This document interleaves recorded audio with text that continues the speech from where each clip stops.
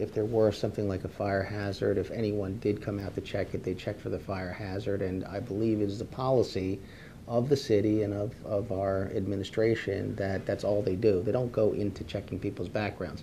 The other problem is it's also quite an opportunity for harassment and discrimination. If someone can simply call and people come out and then we get into profiling. You look like you might be an illegal immigrant. You don't look like, do you speak perfect English? Do you not? What's your last name?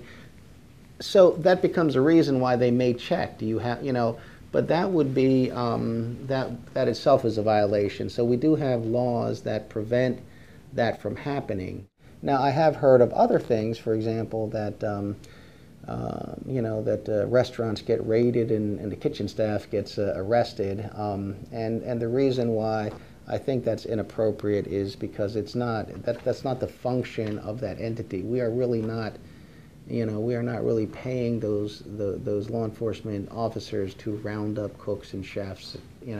They're really created and maintained to investigate terrorism, organized crime, really high-level problems. One of the problems has been that the law has changed so that anything punishable by over a year in prison, whether you got it or not, is a felony. And the underlying offense is actually a misdemeanor, as we commonly understand it. So I think at that point in time, citizens would be concerned that you should be spending your time researching, studying, and doing all that about terrorists, organized criminals, and violent offenders, as opposed to arresting, quote, felons who actually have misdemeanor violations and are actually somewhere working. And it doesn't excuse that they're here undocumented. It just means we would like to see the resources used in the right place.